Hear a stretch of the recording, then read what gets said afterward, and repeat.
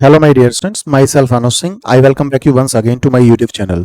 तो प्यारे बच्चों, आज का जो वीडियो लेक्चर है उसमें हम लोग डिस्कस करेंगे अबाउट एरर्स। हम किसी भी ऑब्जर्वेशन में एरर को किस तरह से निकाल सकते हैं उसको आज मैं आपको बताऊंगा। ठीक है, तो हमारा टॉपिक है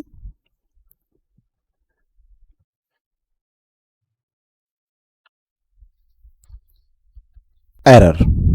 ठीक है, आप किसी भी क्वांटिटी की वैल्यू को फाइंड आउट करने के लिए एक एपरेटस का यूज करते हो। जैसे सपोज करिए आपको लेंथ निकालनी है, तो लेंथ के लिए आपके पास होता है मीटर स्केल। मीटर स्केल का यूज करके आप लेंथ फाइंड आउट कर सकते हो। सपोज करिए आपको वोल्टेज को मेजर करना है, तो वोल्टेज को मेजर करने के लिए आपके पास होता है वोल्ट मीटर। अगर आपको करंट को मेजर करना है, करंट को फाइंड आउट करने के लिए, करंट को मेजर करने के लिए आपके पास होता है एमीटर। ठीक है, सपोज आपको डायमीटर निकालनी है, तो डायमीटर फाइंड आउट करने के लिए आपके पास एक एपरेटस होता है जिसको हम वर्नियर कैलिपर्स कहते हैं। आपके सिलेबस का भी पार्ट है। ठीक है, तो इसमें मैं अलग से वीडियो लेक्चर बनाऊंगा आपके प्रैक्टिकल का। ठीक है, और अगर सपोज करिए आपको टाइम को मेजर करना है, तो आपके पास होती है स्टॉप वॉच। तो ये हमारे पास एक स्टॉप वॉच है। ठीक है, तो जब हम लोग मेजरमेंट करते हैं तो मेजरमेंट में कुछ एरर आती है, यानी एक वैल्यू हमारे पास फिक्स होती है जिसको हम ट्रू वैल्यू कहते हैं। उस ट्रू वैल्यू के कंपैरिजन में जो हमने ऑब्जर्वेशन लिया है वहां पर हमारी आउटवर्ड वैल्यू थोड़ी सी डिफरेंट आती है। तो वो जो डिफरेंस होता है ट्रू वैल्यू और ऑब्जर्व वैल्यू में, उसको हम एरर कहते हैं। ठीक है, तो एरर क्या होती है उस चीज को समझिए। तो एरर होती है difference in true value minus observe value.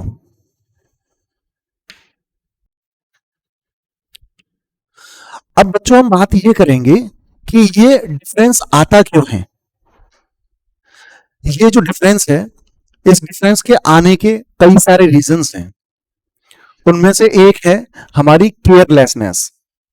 Suppose करिए आपसे कहा जाए कि आप इस चौक की लेंथ मेजर करिए, तो आपने स्केल लिया और इस चौक को इस तरह से रख के और आप इस तरह से उसको मेजर करने लग गए, या ऐसे करके उसको मेजर करने लग गए, और आपने कहा सर इसकी जो लेंथ है वो सर है 7.6, वो सर है, दूसरे ने बताया सर वो है 7.8, 7.6, 7.3, इस तरह से। ठीक है, तो ये हमारी केयरलेसनेस है कि हम इसको मेजरमेंट को इस तरह से ले रहे हैं। हमें क्या करना होगा, हमें बिल्कुल अपनी आईज को 90 डिग्री पे इस तरह से रखना होगा इस पे स्केल पे, और तब हम इसकी वैल्यू बताएंगे। ठीक है, तो एक जो एरर किस वजह से आ रही है, हमारी केयरलेसनेस की वजह से।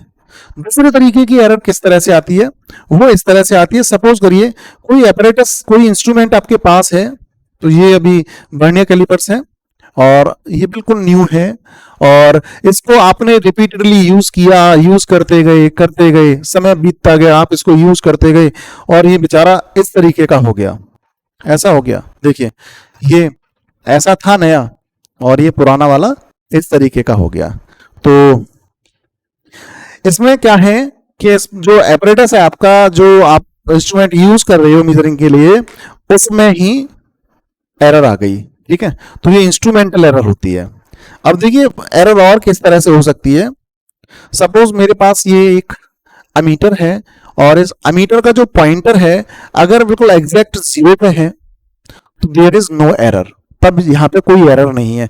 अगर ये पॉइंटर, अगर ये पॉइंटर 0 से आगे हो जाए या 0 से पीछे हो जाए, तब उसमें क्या होगा, उसमें एरर होगा। इस केस में आप देख सकते हो, यहां पे आप पॉइंटर देख पा रहे हो, ये जो रेड से आपको पॉइंटर दिख रहा होगा ये 0 से आगे है। अभी अभी देखो इसमें कोई वायर वगैरह नहीं लगे हुए, तो इसका मतलब ये जो एपरेटस है ये फॉल्टी है। ठीक, तो इसमें 0 एरर है। ठीक, अगर इसको आप जब सर्किट में कनेक्ट करेंगे, जब सर्किट में कनेक्ट करेंगे तो ये रीडिंग आपको ट्रू रीडिंग नहीं दिखाएगा, यहां पर अंतर आ जाएगा रीडिंग में। ठीक है, तो इसको बोलते हैं हम 0 एरर। ठीक है, तो 0 एरर का करेक्शन आप कर सकते हो इस वाले केस में आप कैसे करेक्शन कर सकते हो, यहाँ पे एक स्क्रू दिया हुआ है आपको, इस स्क्रू को आप इस तरह से घुमा करके और इसको एडजस्ट कर सकते हैं। अब देखिए इसका पॉइंटर देख पा रहे हैं आप 0 पे आ गया। ठीक है, अगर ये वोल्ट मीटर में या मीटर में इस तरह की अगर कोई एरर होती है तो उसको हम रिमूव कर देते हैं इस तरह से। अब जैसे मेरे पास में टाइम को मेजर करने के लिए यहाँ स्टॉप वॉच है, आप स्टॉप वॉच देख पा रहे हो। ठीक है, तो स्टॉप वॉच में आप देख रहे हो यहाँ पे जो 60 है आपका, यानी इससे एक मार्किंग आगे इसका पॉइंटर है, दैट मींस डेफिनेटली इसमें 0 एरर है। अगर मैं इसको रीसेट भी करता हूं तो रीसेट करने पर भी ये जो है आपका इससे थोड़ा सा आगे है। ठीक, तो जब जैसे ही आप इसको स्टार्ट करोगे तो स्टार्ट करने पर ये आपको जो वैल्यू देगा वो वैल्यू जो आप रीड करेंगे वो डिफरेंट होगी और जो एक्चुअल वैल्यू होगी वो डिफरेंट होगी। ठीक है, तो इस तरह से इसको हम बोलते हैं इंस्ट्रूमेंटल एरर। ठीक है, कभी कभी ऐसा भी हो जाता है कि वो बियर आउट हो जाते हैं, घिस जाते हैं कोई ऑपरेटर, जैसे आप इसको यूज कर रहे हो स्केल को और इसके कोने वगैरह इसके जो एजेस हैं वो एजेस घिस गए, तो घिसने पे और आप इसको मेजर कर रहे हो उससे, तो वहां पर उसमें एरर आनी है। अब देखिए जो एरर के जो न्यूमेरिकल्स हैं उनको आप लोग स्टेप में करते हो। ठीक है, तो वो स्टेप्स में आपको समझाऊंगा आप। ठीक, तो यहां पर देखिए 5 स्टेप्स में हम एरर वाले न्यूमेरिकल्स को करते हैं। सपोज करिए आपने एक सिंपल पेंडुलम का टाइम पीरियड आपने फाइंड आउट किया और उसमें डिफरेंट वैल्यूज आपने ऑब्जर्व की, T1, T2, T3, T4, इस तरह से वैल्यूज आपने वहां पर ऑब्जर्व की। आपने 5 वैल्यूज निकालनी वहां पे, वो वैल्यूज आपकी कुछ भी हो सकती हैं। 2.54 second just for the consideration, okay, T2 की वैल्यू 2.52 सेकेंड, जो भी आपका वहां पे ऑब्जर्व वैल्यूज आई हैं, तो इस तरह से वैल्यूज हमारे पास आ गई। 2.56 सेकेंड, 2.58 सेकेंड और 2.53 सेकेंड। इस तरह से 5 ऑब्जर्वेशंस आपके पास हैं। ये कितने भी नंबर ऑफ ऑब्जर्वेशंस हो सकते हैं, जरूरी नहीं है 5 ही हो, 50 हो सकते हैं, कोई दिक्कत नहीं। ठीक, तो आपको क्या करना होता है, स्टेप फर्स्ट में आपको करना होता है ट्रू वैल्यू निकालनी होती है। ट्रू वैल्यू का मतलब है जो सारे ऑब्जर्वेशंस आपको दिए हैं उन सारे ऑब्जर्वेशंस का मीन निकालिए। ठीक है, तो आपको क्या करना है, यहां पे आपको मीन निकालना है, इसको हम मीन वैल्यू भी कह देते हैं। सारे जो ऑब्जर्वेशंस हैं उनको ऐड करिए। जैसे सपोज मैं टी की फॉर्म में लेके चलता हूं, अभी मैं न्यूमेरिकल डेटा नहीं ले रहा हूं यहां पे, तो यहां पर मीन को आप बार से दिखाते हो, उसके ऊपर बार लगा देते हो, तो टी बार इक्वल टू जितने ऑब्जर्वेशन आपके पास है T1 plus T2 plus T3 सबको जोड़िए, T4 plus T5 divided by 5। तो इस तरह से आपने ट्रू वैल्यू निकाल दी। ठीक है, अब इसके बाद स्टेप 2 में आप आ जाएंगे। स्टेप 2 में आपको करना है absolute errors in each observations. तो हर एक ऑब्जर्वेशन में आपको एब्सोल्यूट एरर निकालनी है स्टेप 2 में। ठीक है, तो आप क्या लिखेंगे उसमें, एब्सोल्यूट एरर्स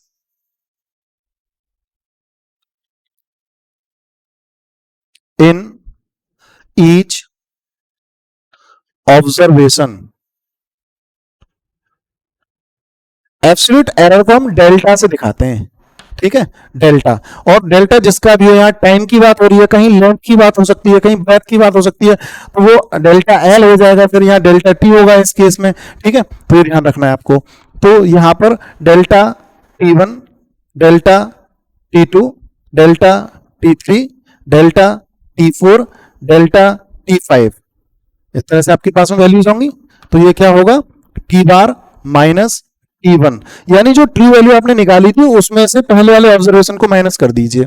ठीक है, इस तरह से आ जाएगा। ऐसे ही ये सारा T बार में से सबको माइनस करेंगे आप, तो ये absolute error in each observation आ जाएगा अलग अलग। ठीक है, T2, T3, T4 और T5, इस तरह से। ठीक, तो ये एब्सोल्यूट एरर्स आ गई।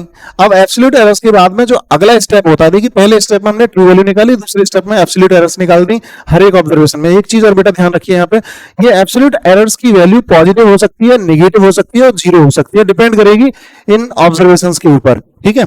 सपोज करिए आपने सारा जो मीन निकाला है, सपोज मान लीजिए मीन आपका 2.52 आ गया किसी तरह से, तो आप जब 2.52 में से आपको हर बार माइनस करना है इन वैल्यूज को, ठीक है। तो यहां पर अगर मैं 2.52 में से 2.54 माइनस करता हूं तो यहां पे 0.02 और वो भी निगेटिव की वैल्यू होगी क्योंकि 2.54 बड़ा है 2.52 से, ठीक है। तो वो वैल्यू पॉजिटिव हो सकती है, नेगेटिव हो सकती है, इवन जीरो हो सकती है। अब उसके बाद है हमारा स्टेप 3। ये जो आपने सारी वैल्यूज निकाली है ना एब्सोल्यूट एरर्स की हर एक ऑब्जर्वेशन में, अब स्टेप 3 में आपको मीन एब्सोल्यूट एरर निकालना है, यानी इन सबका मीन निकालना है। तो mean absolute error, mean absolute error बच्चों कैसे निकालेंगे हम? कुछ नहीं, हमें इन सारे ऑब्जर्वेशंस का मीन लेना है, तो उसको डेल्टा टी और बार कर दीजिए आप। Delta T bar equal to क्या करेंगे आप? Delta T one plus delta T two plus delta T three plus delta T four plus delta T five divided by 5। बहुत ही सिंपल। तो यहां पर डेल्टा का मतलब है, सॉरी यहां पर जो मॉड लगा हुआ है मॉड्यूलस का सिंबल, इसका मतलब है अगर वैल्यू पॉजिटिव है तो भी आपको जब बाहर आएगी पॉजिटिव, नेगेटिव है तो भी पॉजिटिव आएगी, ठीक है। तो उस तरह से आपको ध्यान रखना है। तो ये जो मीन एब्सोल्यूट एरर होती है ये पॉजिटिव होती है। क्यों पॉजिटिव होती है? क्योंकि इसका मैग्नीट्यूड हमने लिया हुआ है, ठीक है। अब स्टेप 4 में आते हैं हम। आपको स्टेप वाइज चलना है, बस स्टेप्स को फॉलो करिए और जो है आप आसानी से न्यूमेरिकल्स को सॉल्व कर सकते हो एरर वालों को। तो स्टेप 4 में आप निकालते हो रिलेटिव एरर। तो बच्चों रिलेटिव एरर हम कैसे निकालते हैं? रिलेटिव एरर निकालते हैं mean absolute error upon true value, ठीक है। Mean absolute error upon true value. अब देखिए मीन एब्सोल्यूट एरर को आपने दिखाया है डेल्टा टी बार से, अपॉन ट्रू वैल्यू को आपने दिखाया है टी बार से। तो ये इस तरह से स्टेप 4 में हम रिलेटिव एरर निकाल देंगे। फिर स्टेप लास्ट है हमारा स्टेप 5। स्टेप 5 है हमारा परसेंटेज एरर।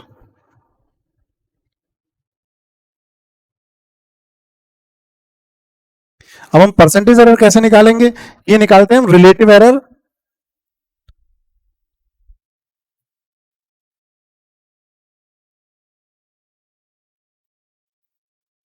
में आप 100 का मल्टीप्लाई करिए और परसेंट का साइन लगा दीजिए, ठीक है। तो रिलेटिव एरर इंटू 100%, तो ये हो जाएगा delta T bar upon T bar into 100%। अब आपको ध्यान रखना है यहाँ पे केवल एज्यूम किया गया है टाइम पीरियड को, वो लेंथ भी हो सकती है, ऑब्जर्वेशन जो भी होगा वो आप उसके अकॉर्डिंग यहाँ पे आपको चेंज करना है इसका जो नोटेशन, ठीक है, उस तरह से आपको चेंज करना है। तो ये आपका लास्ट स्टेप है। अब मैं अगर न्यूमेरिकल्स की बात करूं, सपोज करिए क्वेश्चन आपसे पूछता है कि आप मीन एब्सोल्यूट एरर निकालिए, तब आपको क्या करना है? आपको केवल स्टेप 3 तक जाना है, आपको स्टेप 4 और स्टेप 5 करने की जरूरत नहीं है। सपोज क्वेश्चन आपसे कह रहा है कि find out the percentage error in the measurement of the time period, okay. तो वहां पे आपको सबसे लास्ट स्टेप पे ही जाना पड़ेगा, चाहे भले ही वो एक ही चीज आपसे पूछ रहा है। कभी कभी क्या होता है क्वेश्चन आपसे सेपरेट चीजें पूछता है अलग अलग। फाइंड फर्स्ट ट्रू वैल्यू, ठीक है, सेकंड, फिर आपसे पूछेगा उसमें absolute errors in each observation, फिर आपसे पूछेगा मीन एब्सोल्यूट एरर, फिर आपसे पूछेगा रिलेटिव एरर, फिर आपसे पूछेगा परसेंटेज एरर। एक तो इस तरीके से क्वेश्चन दिया जाता है, और एक क्वेश्चन आपका उस तरह से आएगा लास्ट बिल्कुल फुल एंड फाइनल आपसे कह देगा find out the percentage error, ठीक है। तो परसेंटेज एरर की अगर बात करता है तो सीधे आपको सारे स्टेप्स को फॉलो करना है, और अगर आपसे पूछता है वो absolute errors in each observation तो आप स्टेप 2 तक रह जाएंगे, मीन एब्सोल्यूट पूछता है तो यहां तक रह जाएंगे, ठीक है। इस तरह से आप क्वेश्चंस को सॉल्व करेंगे। तो मैं उम्मीद करता हूं आपको ये वीडियो अच्छा लगा होगा और आपके जो चीजें हैं, जो कॉन्सेप्ट हैं वो क्लियर हुए होंगे, ठीक है। अगर आपको वीडियो अच्छा लगा तो उसको लाइक करिए, शेयर करिए, चैनल को सब्सक्राइब करिए। मिलते हैं नेक्स्ट वीडियो लेक्चर में बहुत ही जल्दी, और उसमें हम लोग डिस्कस करेंगे कॉम्बिनेशन ऑफ एरर्स। तो कॉम्बिनेशन ऑफ एरर्स में 5 टाइप्स के कॉम्बिनेशन को हम डिस्कस करेंगे, प्लस को, माइनस को, मल्टीप्लिकेशन को, डिवाइड को और पावर्स को, ठीक है। तो वो हमारा लास्ट वीडियो लेक्चर होगा, ठीक है। तब तक के लिए थैंक यू।